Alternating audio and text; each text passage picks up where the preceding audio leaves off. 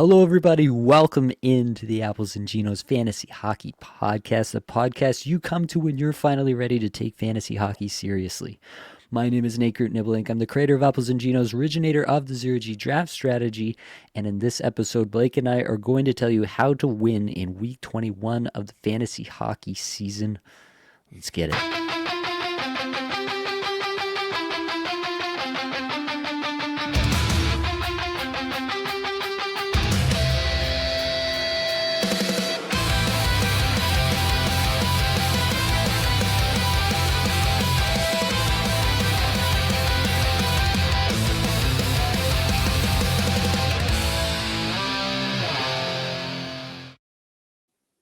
Of course, I have your friend and my best friend. It's Blake Creamer. Blake, how are we feeling tonight? Yeah, great, buddy. It's again always good to see you. I missed you here this last week. I know you had some work to do. You're getting to biz, but yeah, we got some fantasy hockey biz to get to, and I'm just excited to get into it, buddy. It's coming up on week 21. The playoffs are coming up. This is crazy. This fantasy season, more than any other season, I feel like has gone by a lot quicker. Like I prepared for the playoffs, but it's like, and now it's here. It's just so weird, man. But like, how have your matchups gone, and how are you looking kind of going into these playoffs here? Yeah, I think that the APL is the tough one. Yeah, me too. Um, my points for is like middle of the pack, so it's not like a total disaster, but there's just no chance, even in this last week here. Might pull out a win this week, but that would be this hollow consolation, I would say. But everywhere else doing pretty good. The Yeah. Content Creators League looks like I'm going to lock down first there, knock on wood. Nothing crazy happens in the last couple days here, but lock down first there. The Experts League, it looks like I might back my way into the playoffs there, even though I kind of sold off at the deadline, looking at a couple of super teams in there and Yeah, not big really time. wanting any part of that personally. But I might back my way into the playoffs. Didn't sell hard enough at the deadline, I guess, to really take myself out of it. But we'll see. And then the Cats League, the $100 Cats League that I joined there, first by a long shot there. So looking at a buy there, which is Hell yeah. nice. Cupful is still hanging in the balance, actually. That's a tough one. I'm in fourth currently, but there are three teams that are one win behind me, and I'm getting hammered. I'm up against Nimmer. Shout out Nimmer, a long time A&G listener, and he's in Cupful Tier 1, has been for the last few seasons as well. And he's just demoing me. I think he has the most points in the whole league this week. So if he does that and everybody else wins, then I might actually get bumped out of the Cacuffle playoffs, which would be a sad way to go out. I mean, I probably deserve it. That's a team with Braden Point and Nico Heischer and Mackenzie Weegar and it's been a tough go. Still in fourth for the moment, but I'm gonna need some help. How about you? What's it looking like for you? What's hanging in the balance? Yeah, I've got a couple things in the balance, but I feel good overall. Like this season, more than any other season, I feel like our process has been pretty good. And I like where I'm at. Obviously, we talked about the Content Creator League. Nate's in first. I'm in second. Hell Okay. yeah. We locked up the buys. What now? We locked it up, so I feel good about that. That's a really fun league. I would love to see you in the finals. That would be so epic for our listeners, for you and me. So hopefully that happens. APL, I had a bad loss last week, and that took the control out of my hands for playoffs. So I'm winning my matchup this week in APL, but I need some help. And if I don't get that help, I think I'll play seventh there. So I'll be one spot out of the playoffs. Oh, that stinks because I had a really great start in that league. Cupful, I have an outside chance to make the playoffs there. I started in Cupful in tier 4, 0-8. 0 wins and 8 losses. I ended up trading McKinnon for Wyatt Johnston and Jason Robertson, and that worked out beautifully. I'm going to finish the season 10-10. And I don't think it's going to be enough to get in the playoffs, but I think I'll be seventh there. But I'm first in my my home league that I've been playing with my buddies for years, and that's like a good money league. So, and I'm way out in front. So I'm excited about that. Nice. That's just a roto league. Bangers league, I'm playing with the fantasy or Locked On Hockey Fantasy Podcast boys. I'm fourth there, locked up a playoff spot. So I'll be battling with those guys. Experts League, yeah, I sold, right? But my MO is I just sell everything to try and win, and then I have to try and compete the next year, right? And it's really hard. It worked out last year, didn't work out this year, so I got some draft picks on the way. I should be smashing next season. Book it. But yeah, really fun. I feel good about all my leagues, and it's been a lot of fun this year. Yeah, man. Another thing I wanted to mention before we get into Newsies, but we reached our goal for the Grindstone Award Foundation. We were looking to hopefully hit $500 raised, and A&G listeners came through with that amount exactly, actually, which is awesome. I'm super stoked about that. And so, as we mentioned, you and I both matched that, so $1,500 total going to girls who want to play hockey but can't afford to do so, and I'm just thrilled. I'm so proud of everybody, this community that we're part of. I knew that they'd step up, and they did, and I just think that's awesome. So shout out to everybody who donated. Appreciate you. We see you, and now I just want to like go and like see one of their events or I something. I know. want to see what they're doing because it sounds incredible. But yeah, super stoked that we were able to put together some money for that foundation. All right, buddy, we better get into it. Hit us with some newsies. Newsies. We got it. We got what you need. All right. You need it bad, and we got it. All right. Anyways, really rough news out of Toronto. Sorry, Nate, to start it out this way, but yeah, Big Poppy, big droppy. All right, big droppings all over Big Poppy. Yeah, he's out for the season. Tore his MCL, grade 3 tear. That's not good. Really dirty hit by Radko Gudas. I'm super choked on that. I hate that type of crap. Classic stuff. Dipstick takes out a star on a team for no reason, right? This guy's a dingus. I'm not going to forgive Radko Gudas for that unless I'm in a bangers league, and then I'll be happy to have him on my squad. But yeah, grade 3 MCL tear, that's likely 8 to 12 weeks timeline to get back to full health. So that's good news, at least for Matthews. If nothing else is bothering him, hopefully he'll be able to, get fully healed and have a full training camp and get ready for, next season, where we're going to see massive value for Austin Matthews. He might not be the 60 goal scorer anymore on this squad with this coach and roster, but I still think he's a 40 goal scorer. I think pretty easily. I think he's easily point per game with more, right? So I think we're going to get a lot of value from Austin Matthews, but it's tough stuff there with him out for the rest of the season. Radko Gudas got a 5-game suspension. Boggles the mind. I don't understand how that's only 5 games. Like, how do you give Radko Gudas a phone hearing instead of just seeing him in person, so you have the option to go more? What do you think about the 5-game suspension? Do you think it was enough? Yeah, I saw Elliot Friedman talking about it, and he had a comparable Matt Cook in the playoffs, another player who's had been suspended before, and he got 7 games for a knee in the playoffs. And this is ending a star player's season early, setting him back in off-season stuff that he'd probably want to Yep. do. And yeah, they just didn't give themselves the option because DOPS is an absolute joke and has been for a number of Yep. years at this point. If I can take anything positive from it, I just hope that DLPS, like, they clean house there and realize they have to do something. I have very little faith that they'll actually do that, but I just hope that they make the game a little bit safer for star players. I've talked about a few things, like, why are cross checks allowed? Like, why is cross-checking just something that you can do? Like, it's a very clear defined penalty, and they just do it. And 1 in every 100 cross-checks, a guy breaks a rib, and now he can't play hockey the way he Mhm. wants to. And why is that? Why do we think that's good for hockey? That one boggles the mind, but that seems to be the mentality of the league and the DOPS, and so we get stuff like this. Obviously, as a Leafs fan, it was fun to watch nobody react whatsoever to that hit going on. Yeah. So that's about the state of the team. There are going to be very few people back next year from this team, but unfortunately, we probably can't trade all the core players. So get used to it, is what I can say for Leafs fans. I'm just hoping at this point that we get like an offensive minded coach who's just going to tune things up a bit for the Stars, and we'll at least get some good fantasy stuff. But we'll have to see. Yeah, tough run out for sure, and tough spot for the DOPS too. Yeah, well, when you got George Peros as the head, I mean, what sense did that make? The hiring, and we all think the decisions are crap. I mean, I can't think of anyone who's like, yeah, that makes a lot of sense. That's a great decision there. Everyone's like, what are they doing? Right? This guy's a dipstick. How about Pete DeBoer maybe as a head coach there in Toronto? That would be a nice little piece. I just thought of that.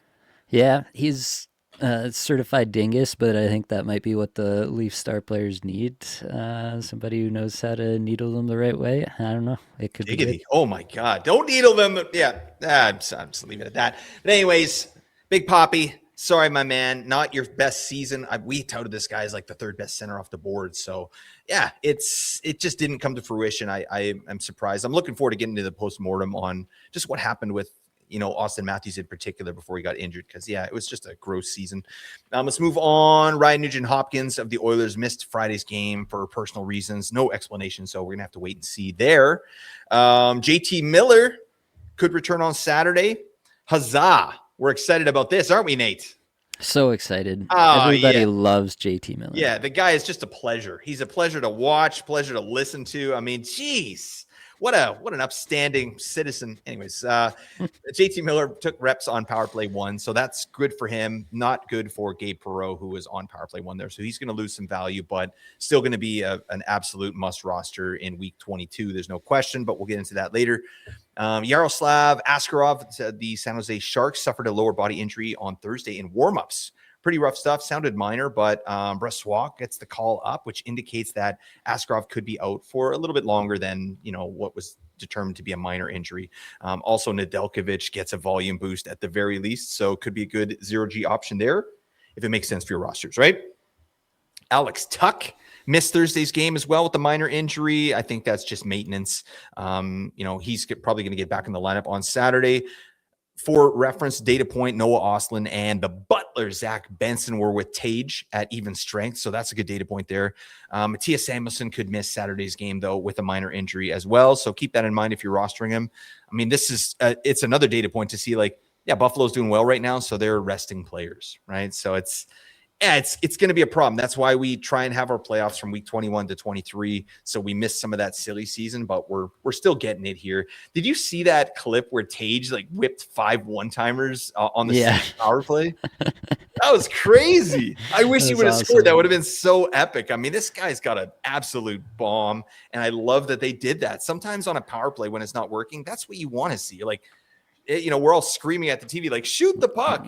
I mean, that must have been so exciting, and it would have been so good if he could have scored there. But yeah, I don't know. That was good. Last thing here, Cole Caulfield missed Wednesday's game with an illness, but he was a full participant in Friday's practice. So expect him back in the lineup. I think he'll be good to go for the next game. But, buddy, let's attack that schedule. Get the biz. All right. Let's attack that schedule. Next week, we have the following.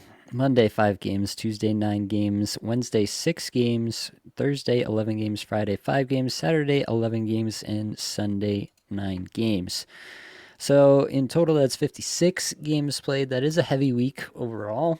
It might not feel super heavy. We'll get into why. We got no teams with a Sunday, Monday back-to-back, so you can't do that nice little get somebody in for Sunday to help you hopefully win your matchup and also get a Monday off night out of it. But we do have one team with Monday, Tuesday back-to-back to open the week. That's Boston, with the Tuesday only being 9 games. Could be a decent option there.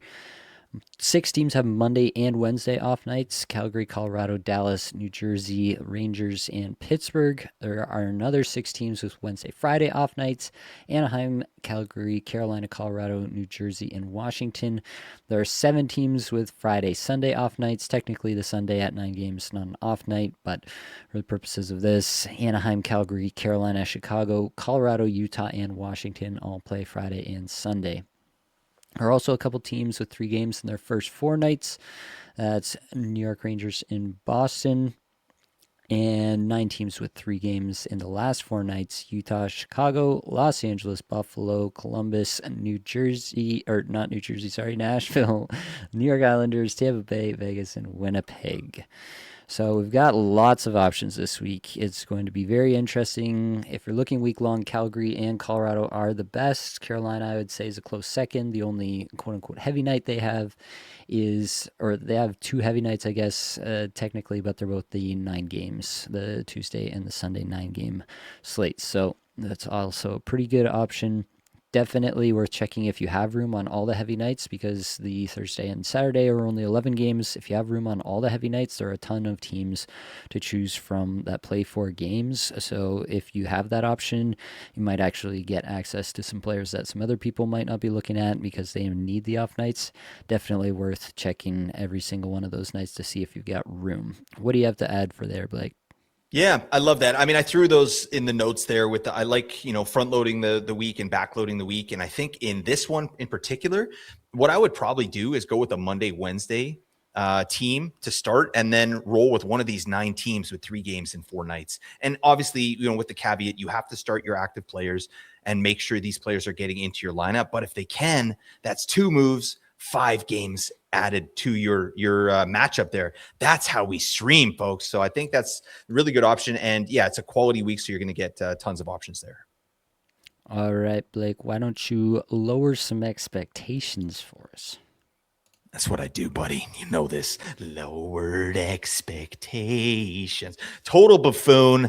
Yeah, I am. I proudly. Also, that we have an Apple review that says Blake is cheeks. Have you seen that one, Nate?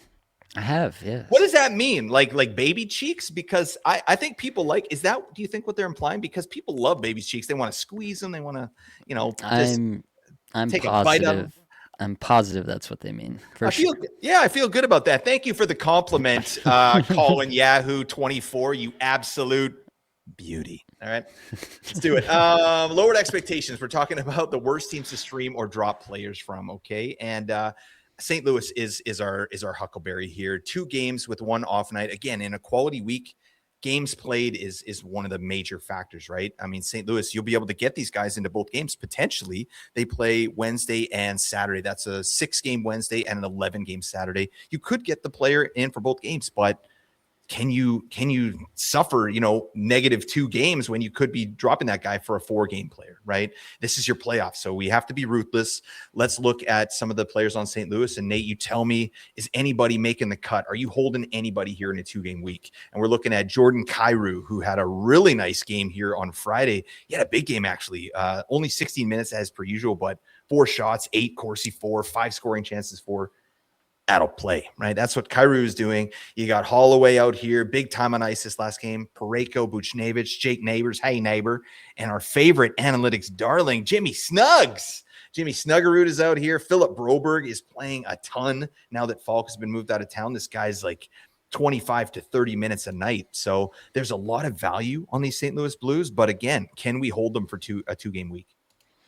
Yeah, probably not in most leagues. Maybe if it's super deep, then you might want to think about it. But like you said, it's go time. It is the playoffs, and you gotta be ruthless when it comes time to win, I guess. But yeah, I think I'll think about it with Holloway and Snuggerud in particular. They're the hottest, not including this game here. I don't think either of them got any points in the game here tonight. No, they didn't. But prior to this game, in the 5 games prior to this, Holloway 8 points, Snuggerud 9 points. Snuggerud 32nd in individual expected goals for per 60. Holloway 85th, 31st, and 27th in on ice expected goals for per 60, just crushing. So that's going to be hard to give up on. I just think you probably have to for 2 extra games played. Like, unless you really think they're going to keep up at over point per game pace in those 2 games, there's probably somebody, unless you're again in a really deep league, there's probably somebody out there who's going to give you a little bit more bang for your buck. And yeah, with Kairu's minutes just going up and down like a yo-yo, I just don't know that that's a guy that you have to hang on to. I love the player, love the talent. I just can't trust it at this point. It's your Mhm. playoffs. If you can get 4 games of a guy who you actually feel confident is going to get some minutes, then that's probably going to be worth it over a guy like Kairu. Yep. There's no reason to take huge risks right now in your first playoff week, right? Do the safe thing, get the players you need there. And definitely stick around for this episode because later on, Nate's going to talk about potential stashes, right? And we'll talk about, again, playoff weeks, just as a reminder, players you're going to want to have, for weeks 21, 22, 23, 24, and onwards, right? So stick around for that. But I agree with you on St. Louis. I think we got to bounce these guys if it makes sense for your squad, and it should. There are, let's see, I'm counting 6 teams with 3 games and 0 off nights coming in to week 21. And again, you don't have to drop these guys. They're getting 3 games. You're probably going to get them in, but we got to look at that. There might be some tweaks and moves you can make that are going to help you. So those teams are Edmonton, Minnesota, Montreal, San Jose, Seattle, and your Vancouver Canucks. Is anybody rostering Canucks these days? I don't know. We got Phil Hronik. He's doing stuff. Anyways, we'll talk about him. But let's start with Edmonton, and we're looking at players like Ryan Nugent-Hopkins, who's probably, the main guy who might be on the bubble, right? Just missed a game for personal reasons, but he's power play 1. He's on a 72-point pace. I mean, you're going to have to, it's going to depend on who you add there, but we've got Ekholm and Nurse. I had a funny conversation with somebody on our Discord about Nurse, because I was looking at him on my squad. I'm like, God, this guy's doing nothing. Like, I basically just set and forget Nurse, and I'm like, why am I doing that? And then someone in the Discord is like, why am I holding Nurse? It's like, yeah, I totally get it, man. And then you got an assist that game, but you got Ekholm and Nurse out here and Wallman. So, what are we doing with RNH and then those 3 D-men? Because I think anybody after that is very much streamer level that you can just bounce. Yeah, Ekholm's the one who's actually getting some points for assists in his last 5 games before tonight's game, so that's the one that you might consider hanging on to.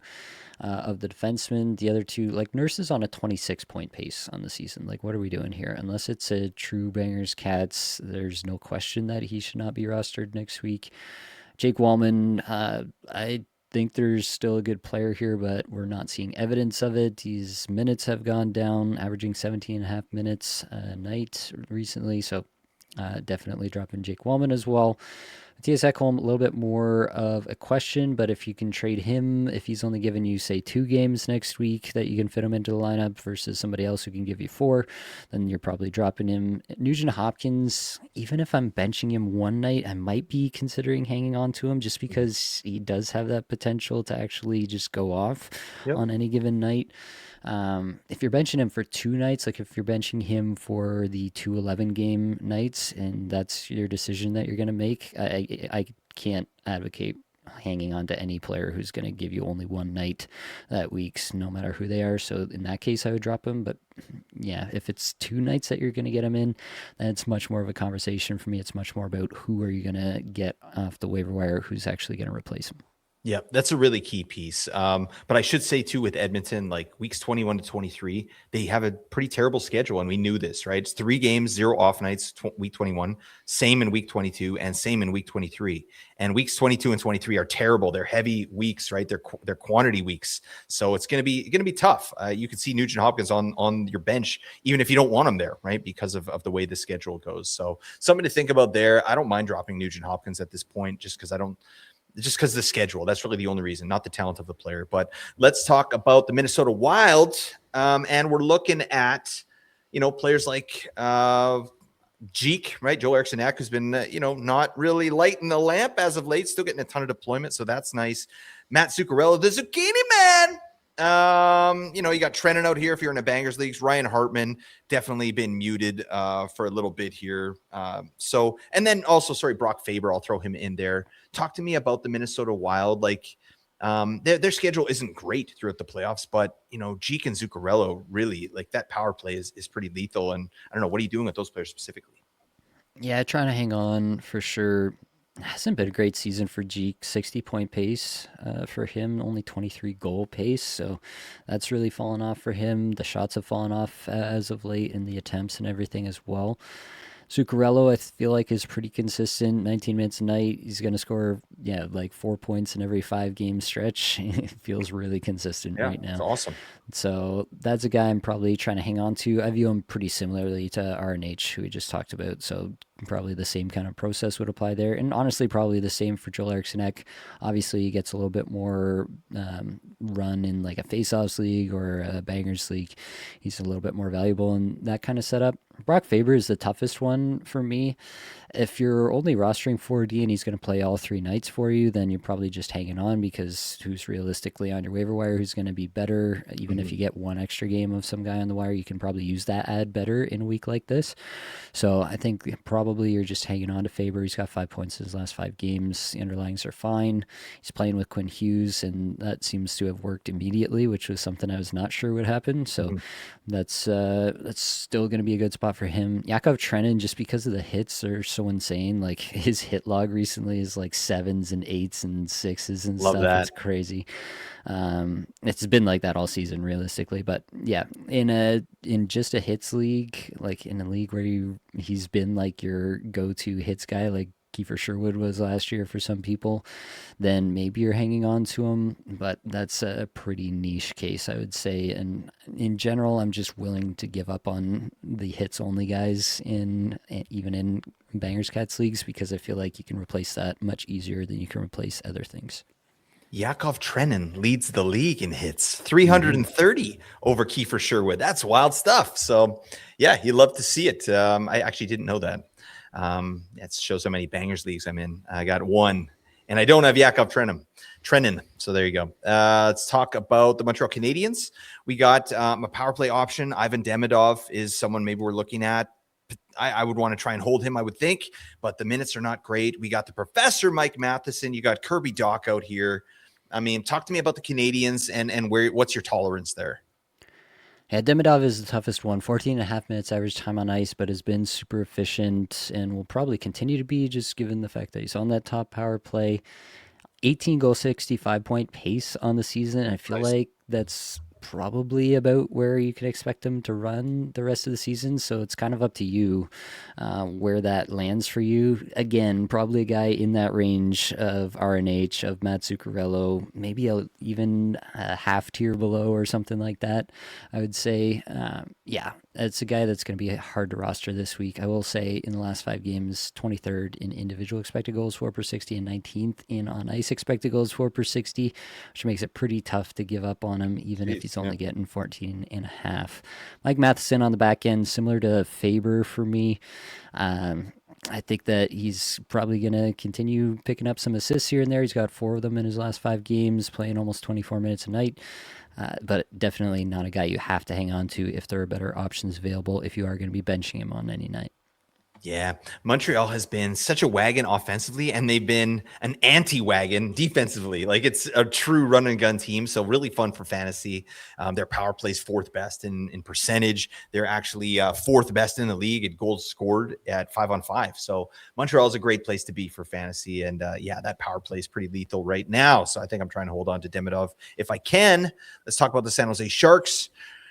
And yeah, we're looking at the Fresh Prince, Will Smith. You got B for Sherwood, Tyler Toffoli, William Eklund. I mean, these are all really fun players, but I think we've detailed, San Jose's playoff schedule is not great until week 24, right? That's when we're really wanting some of these San Jose players. What's your tolerance level here? What's your appetite for these Sharks in week 21? It's not very high, mostly because it just never gets better. Yeah. So, yeah, week 21, they play 3 games, 0 off nights. Week 22, again, 3 games, 0 off nights. Like back to back weeks where you're going to be having to make this decision, and you might just wish that you had made it the week before if you keep them around. So, that's the tough place to be. That being said, Will Smith, I feel like, is potentially a cut above the guys that we've been talking about. I feel like there's a real chance that he scores at a point per game plus pace.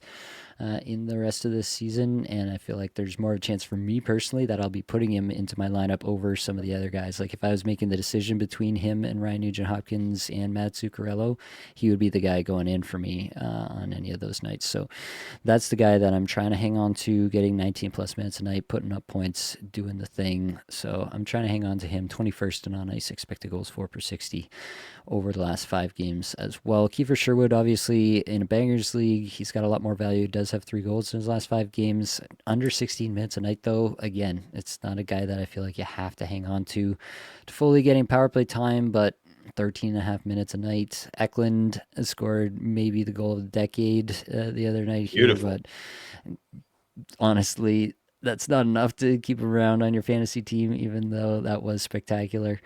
I think that you can let him go as well. It almost is enough. You're like, you know what? Do it again.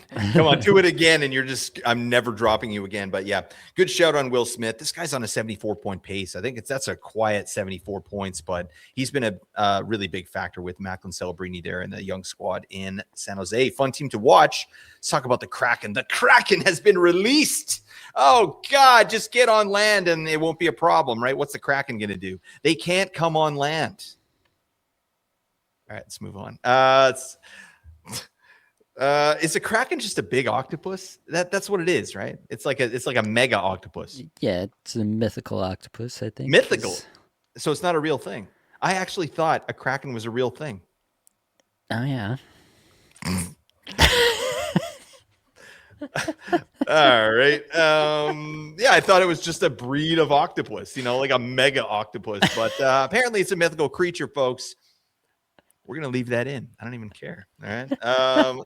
Let's talk about the Kraken releasing all over the place. Oh, my God. Get a towel. Brandon Montour.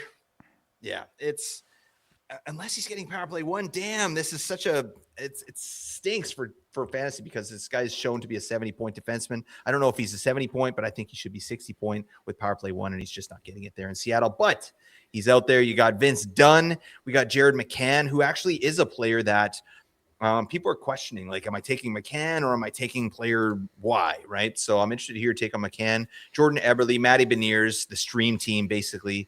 Dunn and McCann are the guys I'm really interested in here. I mean, Eberle, maybe throw him in there as well. What do you think, Nate?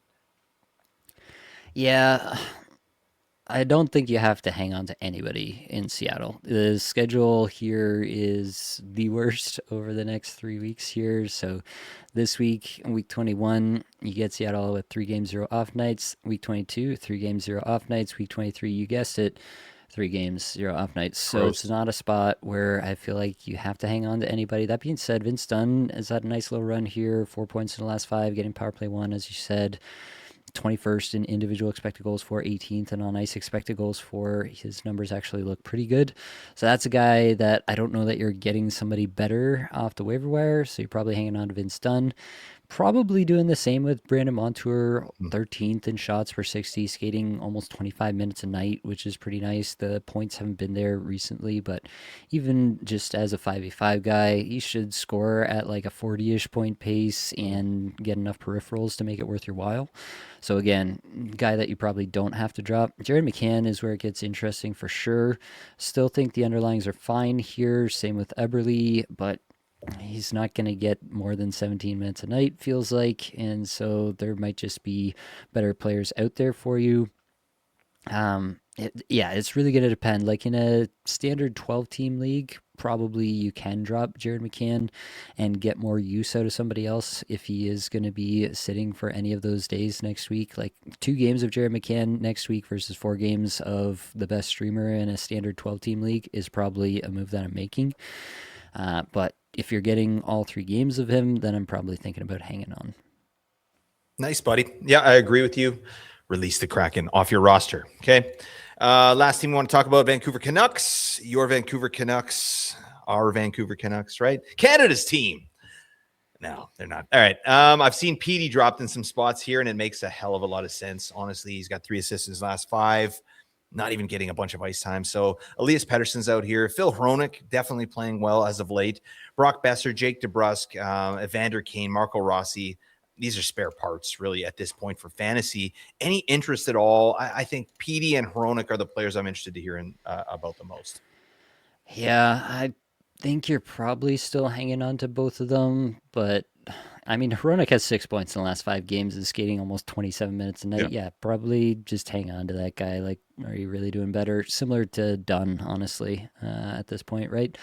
So that's probably when you're hanging on to regardless. Pedersen is getting tough and getting tougher by the day.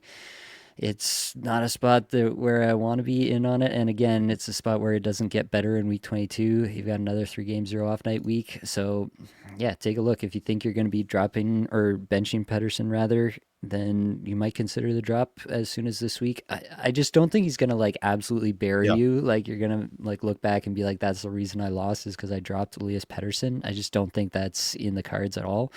And so, yeah, if he's a guy that you're going to be benching at all and you can get 4 games of a streamer, that's probably a move that I'm okay with making. Brock Besser's actually interesting as well with 4 goals in his last 5 games. Marco Rossi had a big night the other night, gets him up to 6 points in his last 5 games. But yeah, anybody else beyond those two, I'm definitely fully on board with dropping this week. Yep, absolutely agree. It's rough stuff over here, but yeah, I like what you said about Pedersen. I think his ceiling at this point is like point per game. So yeah, can you find someone who maybe has a little bit of a higher ceiling on the wire potentially, right? And you can get more games out of it. So it makes some sense. There are 4 teams with 3 games and 1 off night, but again, do whatever makes sense for your team. You have options this week, and those 4 teams are Florida, Ottawa, Philly, and Toronto. But that's it, buddy. We got to get into a segment where we like to talk about crossing the streams. Yeah. Oh, yeah, buddy. This is a segment we talk about the best teams to stream. But before we do that, Nate, I'm glad you're back, right? We miss you around here. For those that didn't know, Nate went to Vegas, right? Nate went to Vegas. That's the next title of the next Apples and Ginos episode. No one will watch it. I'm sorry, Nate, but I'd be remiss if I didn't ask you about something that I saw on social media. One of the news outlets that I follow on the socials picked up a story about a guy in Vegas that they say vandalized the Bellagio fountains, right? And, it's quite a detailed story. It's kind of vague, but weird details. I just found it intriguing, and I'm sure you'll see why. I'll give you the Coles notes, okay? Basically, they don't have a ton of information, but what they did have was a description of the perpetrator. Okay. And also the vandals act itself. So I'm going to tell you about that. The report said that the man described as a male in his 30s, 6 foot tall, okay, perfectly manicured goatee, chiseled jaw, beefy Adam's apple, devastatingly handsome, wearing an inappropriately deep V with the flower print and leather pants. Okay, that you would need a shoehorn to get in, right? Got into a verbal altercation at the New Kids on the Block concert. They were performing at the Bellagio, right? So it says that he attended the concert, became enraged and inconsolable, basically, when the group wouldn't play his favorite song, Please Don't Go Girl. You know that song, Nate? I can't say that I do. Okay, all right. Oh, that's a choice. Okay, well, basically, this guy, he jumped on stage, tried to grab the mic himself and sing the song, and he did get through one verse before he was forcibly exited by security. They basically bounced his head off the floor. He wakes up, he's outside, he finds himself near the fountains, and it was reported that once he saw the water and the light show and then heard that music, his demeanor changed from rage and disappointment to a deep state of euphoric bliss, right? He then proceeded to jump into the water and situate himself near the closest fountain, right? And if you haven't been to the Bellagio, folks, the water shoots up in these magical streams. You get music, it's beautiful, it's twirly around. So, this gentleman, I don't know if we can call him that. He proceeded to take off his belt, right? He's whipping it around his head like a lasso, okay? And he's screaming the phrase, "Let's cross the streams." So I thought that was a little bit weird. And then, you might be thinking the worst here, Nate, but the good news is he kept his clothes on. He just started doing barrel rolls through each stream he saw. And each time he would do a barrel roll, he would scream the name Cutter Gauthier. It was bizarre, right? So people don't know what's going on. Just at the top of his lungs, he's screaming Cutter Gauthier. Obviously, security and the police couldn't let this continue, right? There's families walking by. Garth Brooks, for some reason, was walking by. He was seen on, BCTV just shaking his head in disgust. He threw his cowboy hat on the ground, stomped it. I don't know what that was about. Anyways, the police tried to corral this young man, but he was surprisingly agile and quick on his feet. With speed, you would expect from one of the best players on a tier 2 beer league team. Okay. So, anyways, it caused quite a stir on the socials. And Nate, I have to ask, like, was this you? I can neither confirm or deny for legal reasons my whereabouts on the Oh night my. of March 9th. Well, you know what? That's all I needed to hear. I feel like you're totally exonerated. All right. That right there just clears it up for me. I'm sorry I brought it up. I mean, and people that know you, Nate, you're a model citizen, right? You're a beautiful and unique snowflake. And I think we need to find this guy. All right. So, buddy, if you're listening out there, we want you on the show ASAP. All right. Because we like what you're putting down. All right. So, anyways, I'm sorry, Nate. It's we got to get into that footage though, because I don't know. This is something a little hinky about this. Anyways, hit us up in the comments if you think Nate's story tracks. All right. Anyways, we got to talk about the best teams to stream. It's fantasy hockey. It's your playoffs. I'm acting like a complete buffoon as advertised. Okay. But we got some good teams to stream here. We're going to talk about them. Calgary and Colorado have the best schedules for this upcoming week. They play 4 games with 3 off nights if you include the 9-game Sunday as an off night, right? But it's considered a heavy night, but I think you're going to be able to get players in there. Let's start with the Calgary Flames. And a guy we like to call Blake the Snake Coleman. Oh my God, this guy's actually doing stuff as of late. After that, like it's pretty gross in Calgary. Like their power play is gross. The offense is gross. So, it's going to be tough. Like we're looking at players like Mikhail Backlund, Matt Coronado, Matt Vigridden, Sharon Govich, Victor Olofsson, the Tinkly Winkly man, Morgan Frost. This is crazy. Ryan Strome is there now, Connor Zary, and then Zane Parekh, a guy that, we're interested to see what happens, but he got scratched last game. So, I mean, talk to me about the Flames. In this type of week, are you going to be rostering any of these guys, or are you looking elsewhere? I mean, I play in some deep leagues, so I probably will somewhere, but I mean, it's really tough to get into anything that's going on in Calgary right now. They're spreading out the minutes across the entire forward group there, so you're not getting much run. I think Mikhail Backlund is leading all forwards in the last 5 games with under 18 and a half minutes average time on ice, so nobody's getting big minutes. Blake Coleman is probably the guy I'm looking at with the most interest at the moment. 26 shots per 60, 52nd individual expected goals, 4 per 60 over the last 5 games. So if you're picking a forward there, I would start with Coleman. It gives you some peripherals as well. Yeah, you can fill out your stat card at the end of the day.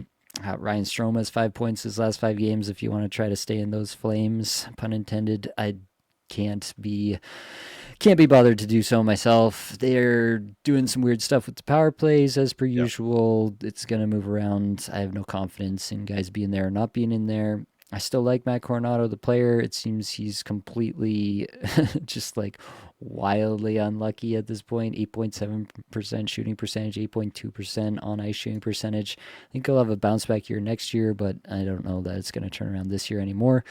And lastly, Parekh. Yeah, it's tough when a guy's potentially getting scratched for sure.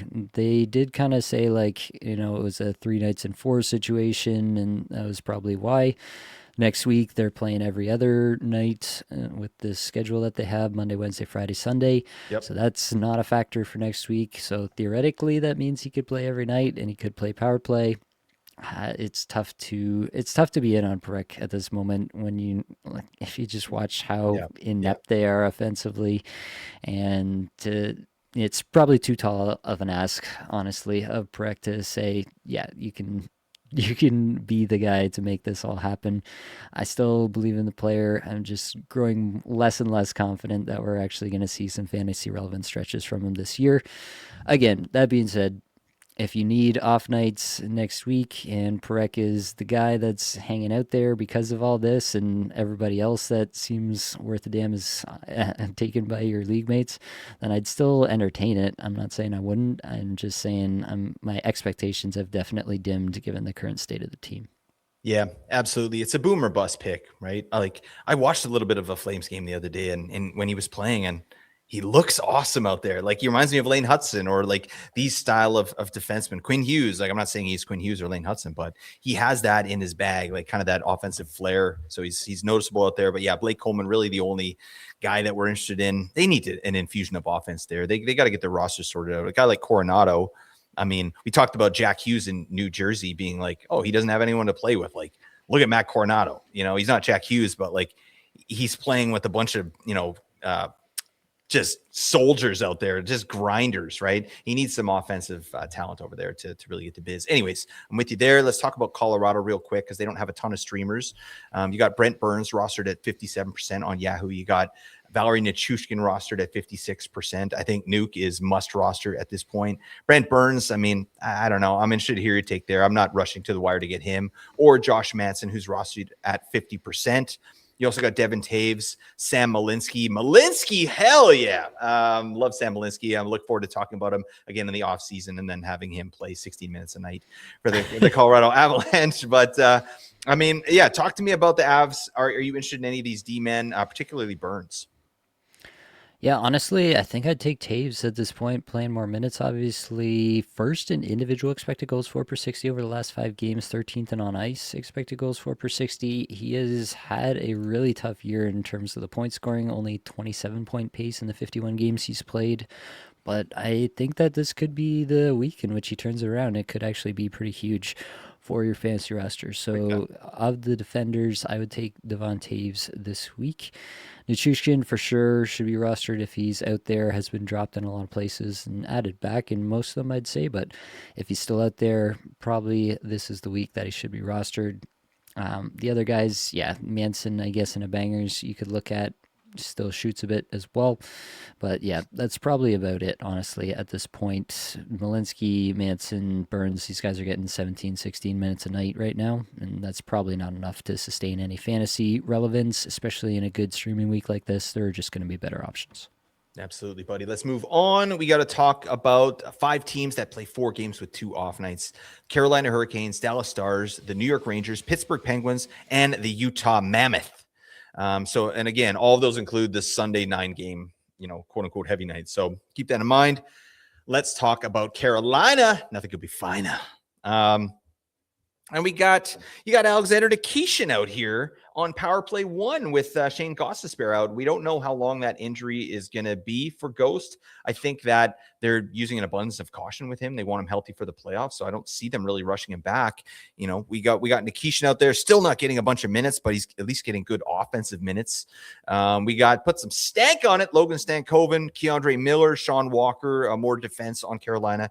Jackson Blake, A&G favorite. Jordan Stahl, Taylor Hall. How are you ranking the Hurricanes here?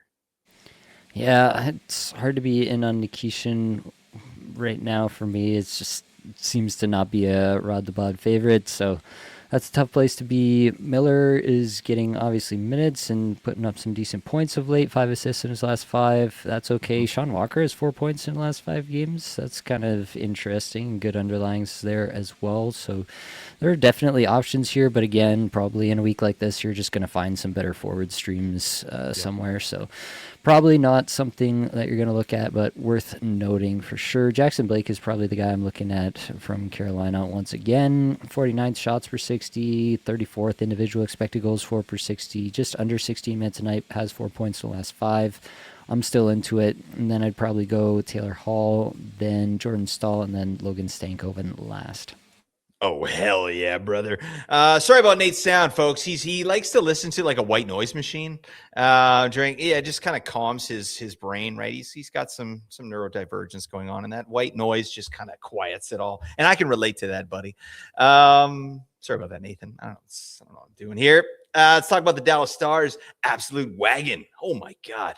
Get some stars in your life. I mean, the streamers aren't great, save for one, Maverick Bork. Hell yeah. This guy's been bumped up the lineup. It's been really nice with obviously Rantanen out and Hintz out. Bork has been getting a really nice look, and he's been getting the biz. I talked about Maverick Bork with Louis Belay on the last episode here, so definitely check that out. But I'm interested to hear your take on Bork here, Nate. You also got Jamie Benn, who's still getting power play, still being a per-minute beast out there with his production. It's crazy. You got Essa Lindell. You got the bunt cake Michael Bunting. Talk to me about the starters. Yeah, I think Bork is the guy I want here, getting the most minutes of everybody there, the best underlings as well. Jamie Yeah. Benn is going to be interesting to me as long as he's on that power play for sure. That's somebody that I think has to be rostered, especially in a week where Dallas actually has a pretty good schedule.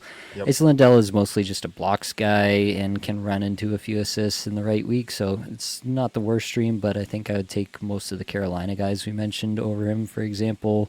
I'd take Devon Taves over him, so he's definitely down the list for me.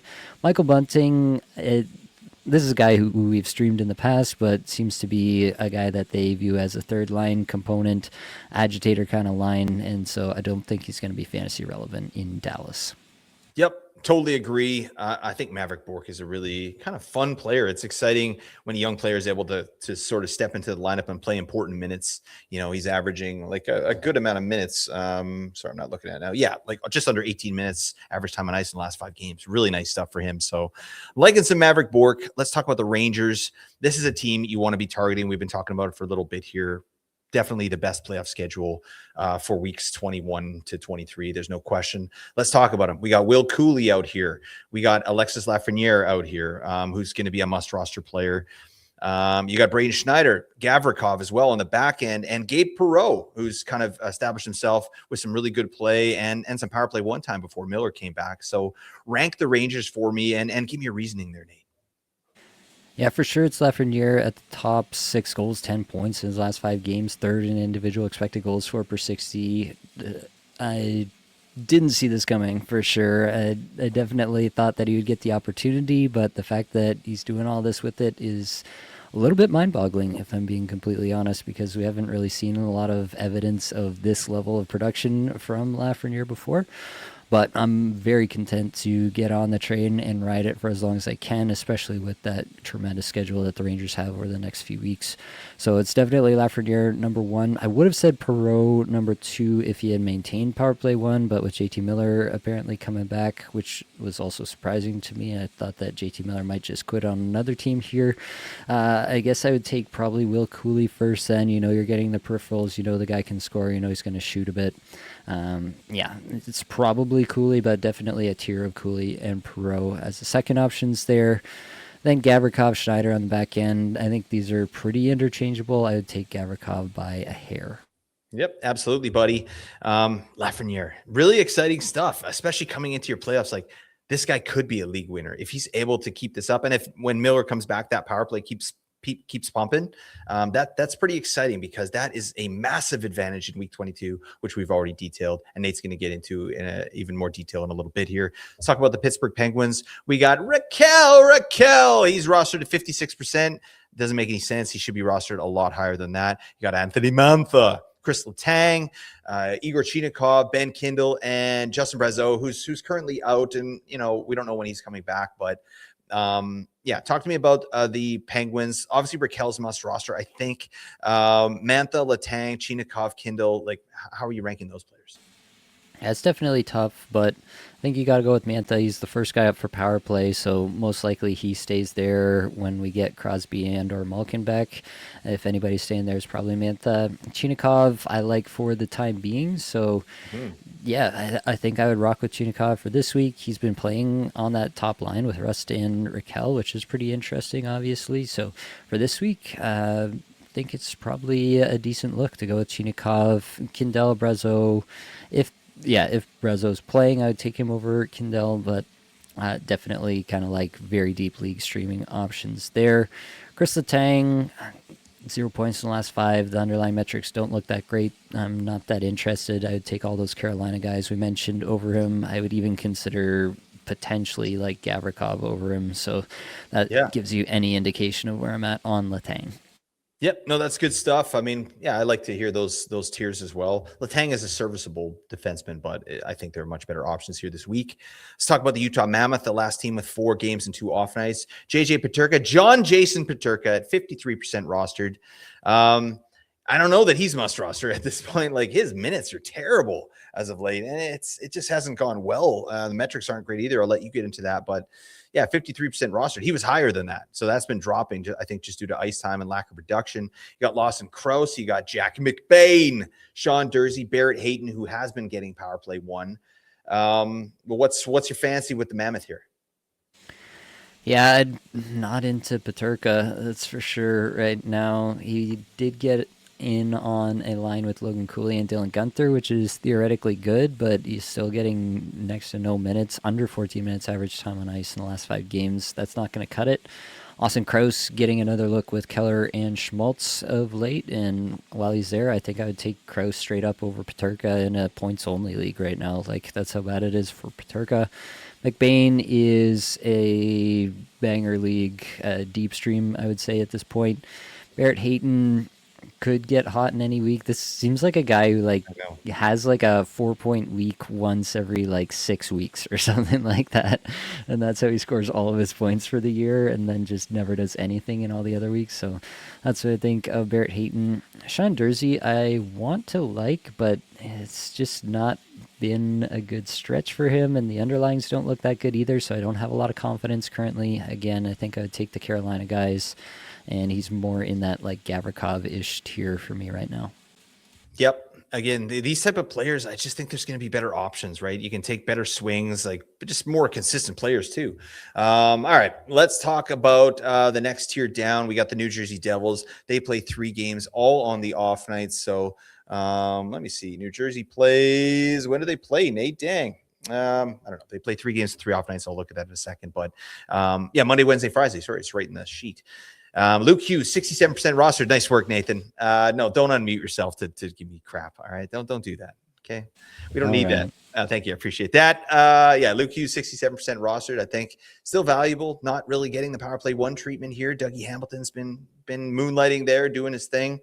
Still not anyone scoring, but that's fine. Dawson Mercer, Shimon Nemec. Shimon! You got Arseny Gritziak. Connor Brown is kind of an interesting deep league piece, like a really underrated deep sleeper. But I mean, Jack Hughes is actually requested to play with Connor Brown, which is kind of a I don't know. It's something, right? Give us some hope, right, for the New Jersey Devils' ridiculously bad offense. But I mean, how are you ranking these Devils here? I think Luke Hughes has got to be rostered this week.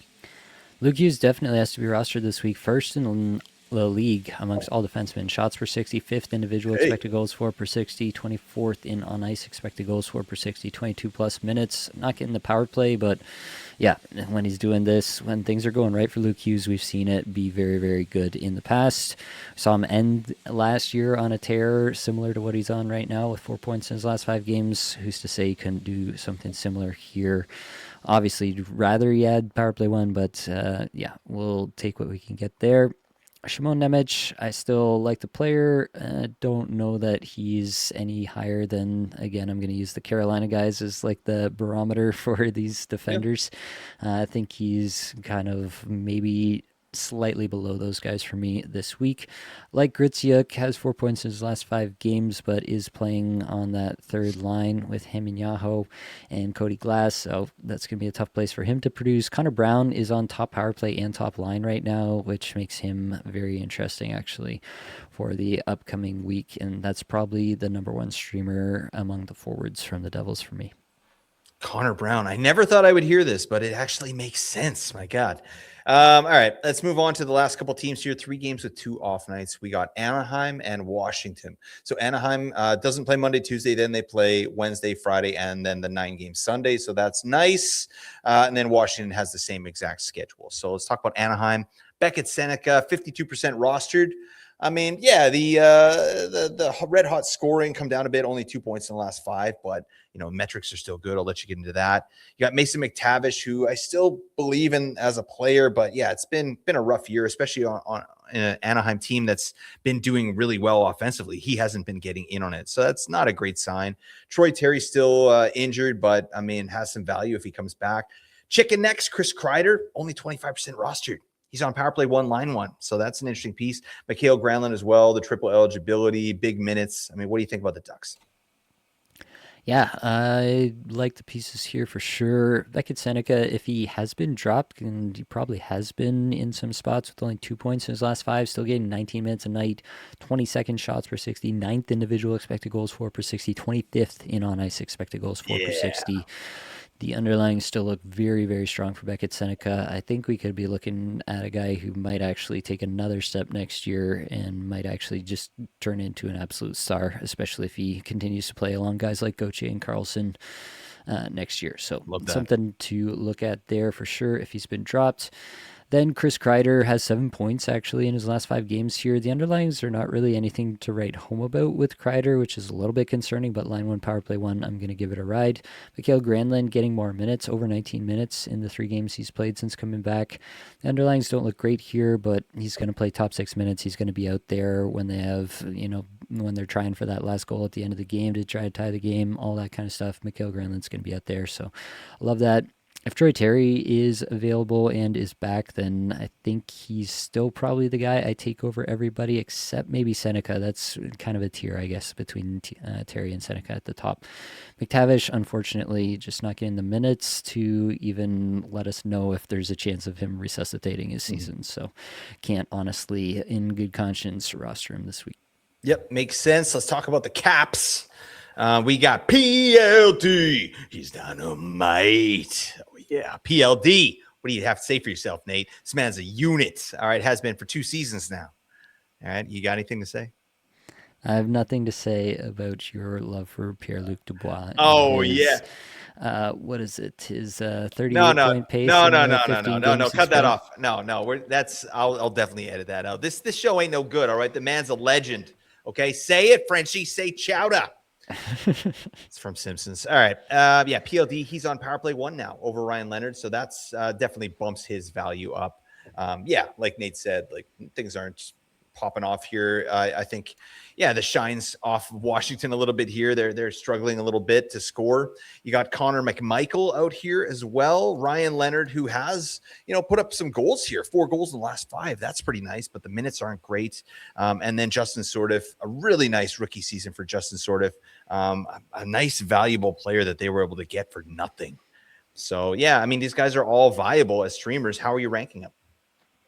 It is actually a little bit tough. Pierre-Luc Dubois is on the top power play. Ryan Leonard is the hottest player here with 4 goals, 5 points in his last 5, and is playing with Dylan Strome and Alexei Protas at even strength, which is not a bad spot to be. Yep.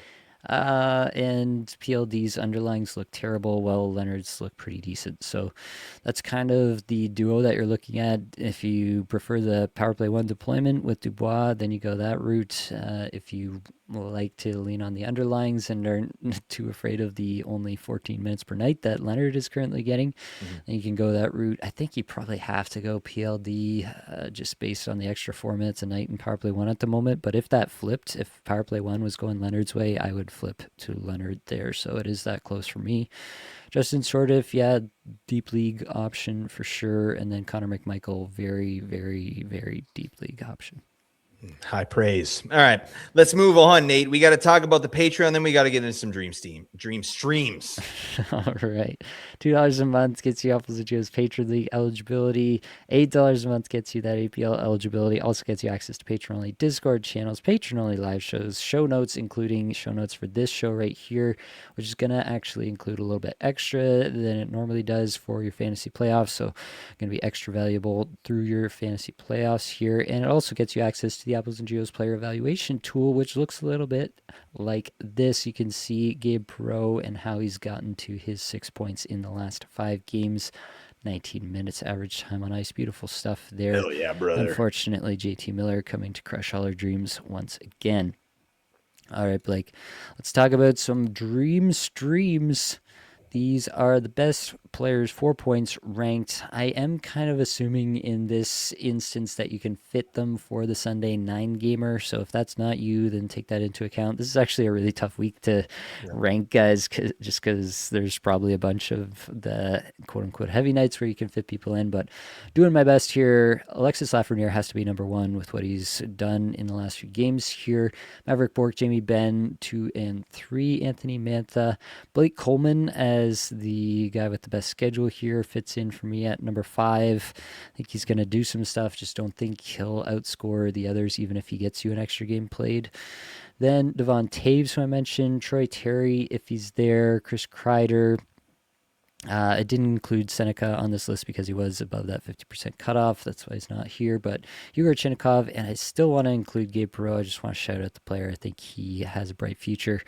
And yeah, it might not come to fruition with JT Miller taking on the Barplay one, but I could have gone with any number of players. I wanted to shout out Gabe Perreault, so that's what I did.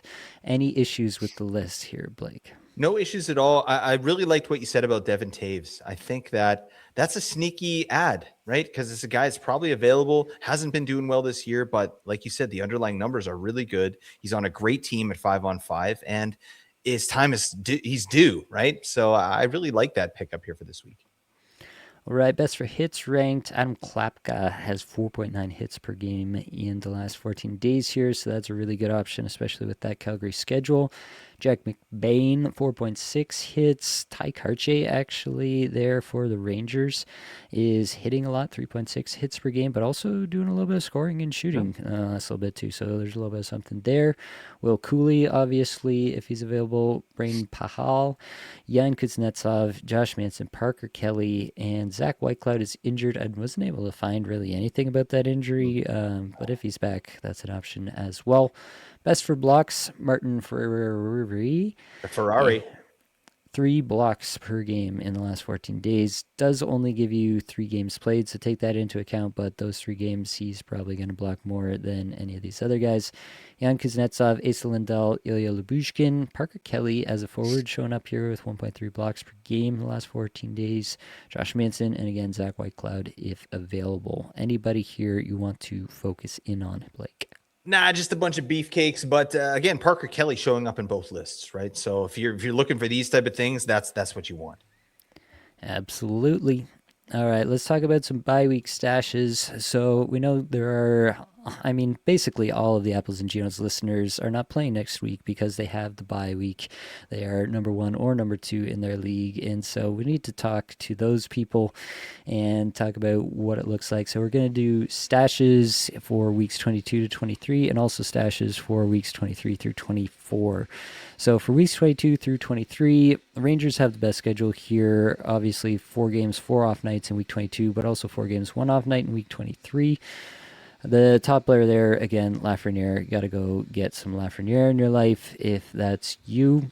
This is where I'm going to include some patron-only stuff. I have a top 5 list for every one of these teams, but I'm going to only really highlight one player, kind of just in the interest of time, honestly, for the podcast here.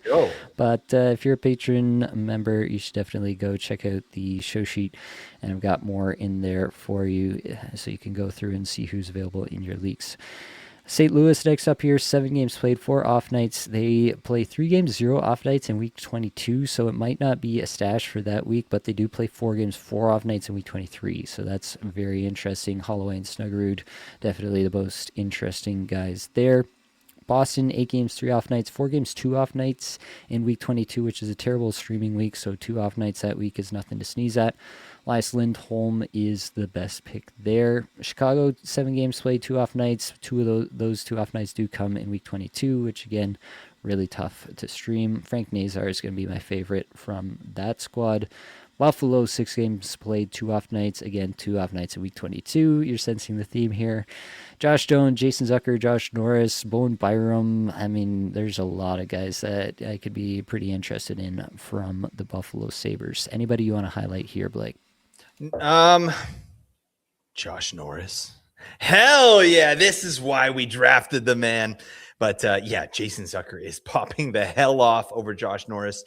Yeah, it's a great list, and I'm really glad you're doing this because, yeah, that week 22, folks, if you're a big listener to the show, you know that is garbage, and you're going to have to do something to manage that, and that's getting these off nights in. So definitely really good stuff. I love Buffalo in particular for this. All right, let's talk about weeks 23 and 24 because some people might already have that I just absolutely locked up and might be looking ahead to there. San Jose is probably the best team here. 11 games played, 6 off nights in those 2 weeks, 4 games, 2 off nights in week 23, and 7 games, 4 off nights in week 24. They really lapped the field in week 24.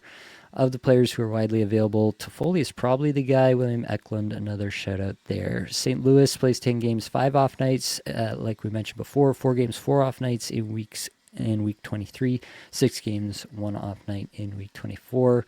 Holloway and Snuggerud, as we talked about. Anaheim, 9 games played, 5 off nights, 4 games, 3 off nights in week 23, and 5 games, 2 off nights in week 24. Troy Terry is still going to be my guy there. Colorado, 10 games played, 4 off nights, 4 and 3. 4 games played, 3 off nights in week 23. 6 games, 1 off night in week 24. And I am going to put Devon Toews at the top of the list for the Colorado Avalanche. Vancouver actually plays 10 games, 4 off nights, and 4 games, 2 off nights in week 23. 6 games, 2 off nights in week 24. If Roenick is available at 51% roster, that's definitely it. Otherwise, look at Brock Besser. Some good underlying stats there to go along with some goal scoring recently for Besser. And Pittsburgh, 9 games played, 3 off nights, but they play 5 games in week 23 with 2 off nights, so that's going to be of the most interest there. Anthony Mantha, Yurchennikov, the most interesting players there. Anything more that you'd like to add about weeks 23 and 24, Blake? No, not at all. I love the San Jose shout and the St. Louis shout. I think those are the players, or St. Louis in particular is the team I'm looking at for weeks 23 to 24. Obviously, we've talked about them enough, but they have a ton of options that are doing stuff currently. So definitely take a look at the Blues if this is your timeline. All right, and lastly here, just want to talk about a few goaltenders who are widely available. Dan Vladar is back under 50% rostered. Had a few rough games, but is still actually doing quite well if you look at it on the whole over the last little while. So I feel fine rostering him, still do in a few spots. Jakub Dobes seems to be more or less taking over the Montreal net as of late and is still pretty available, at least by Yahoo roster percentage. Joel Hofer, similar in St. Louis, seems to be taking over the net a bit there and doing some good stuff. So that's something to look at. Ukko-Pekka Luukkonen is probably the goalie to trust in Buffalo, question mark. But either way, Buffalo absolutely running house on the league right now, and Luukkonen or Lyon, honestly, probably going to get you some stuff there. And then Connor Ingram is a guy that you can look at because Tristan Jarry is cheeks. So you're probably going to see some more Connor Ingram. Baby cheeks. Yeah, you squeeze them. So you're saying that Tristan Jarry is good. Is that what you're saying? For sure. Okay, nice. Confirmed. Confirmed. All right, Blake, we need to finish things up with the head-to-head streamer deathmatch.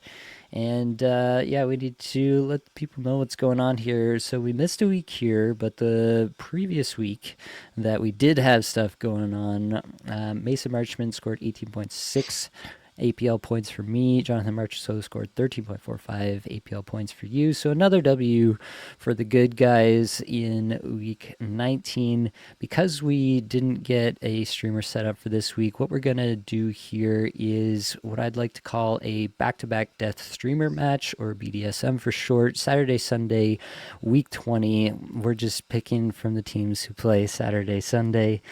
And Blake, I'll give the floor over to you. Who would you like to take for this weekend? Well, geez, I don't know. I didn't know it was going to be that kind of party, Nathan. Damn it. I didn't know you had that in the bag, but, I'm here for it. Anyways, let's talk about, I got my weekend streamer. It's going to be Chicken Necks. Chris Kreider is taking me to the dub. I need a big one here, and then I need one in week 21. All right. I'm going to take Mikhail Granlund. Go on same team, maybe a few more minutes, but not power play one. I don't feel great about it, but I can afford to lose because I'm winning so handily this year. So that's where I'm at. For next week, I have the first pick, and of all these 4-game teams, I'm looking at the Rangers. I'm looking at Alexis Lafreniere's 10 points in his last 5 games and hoping he can keep it going for another 4 games. 18% rostered on Yahoo. Still, after that run, make it make sense. I hate it here. Oh, God. All right. Well, I'm going with Mom Spaghetti, Cole Perfetti for the 4 games. I feel like he's going to bring me closer to, if I win out, I think I can beat you. I don't remember what the score is, but I have to win out, right? So that everything's on the table here, folks. Everything is absolutely on the table. Another thing that's on the table for you in the description is the link to join the Discord community. Come Segue. talk fantasy hockey with 2,000 other fantasy hockey managers, all in their fantasy playoffs as well. While you're here, like, rate, review, subscribe, comment, whatever you can do really does help us out. But that is going to be all that we've got for this episode. Hopefully it brought you some value, helped you get a little bit better at fantasy hockey today. All the advanced stats you heard today came from Natural Stat Trick and 18 Staters, and I don't know if we talked about microstats, but we get those from all three zones. Many thanks to Matt Creamer for supplying music for the podcast. That's it, folks. Much love.